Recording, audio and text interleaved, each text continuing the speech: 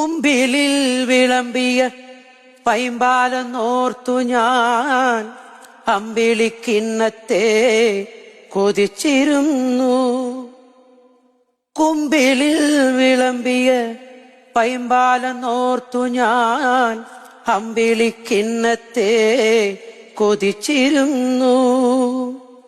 അന്നത്തെ അന്തിയിൽ അത്താഴപാത്രത്തിൽ അമ്മതൻ കണ്ണീരോ തിളച്ചിരുന്നു. അങ്ങനെ ഞാനിന്നും കരഞ്ഞിരുന്നു.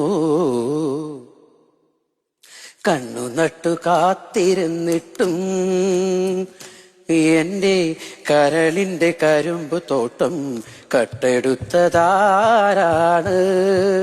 ഓ, കട്ടെടുത്തതാരാണ്?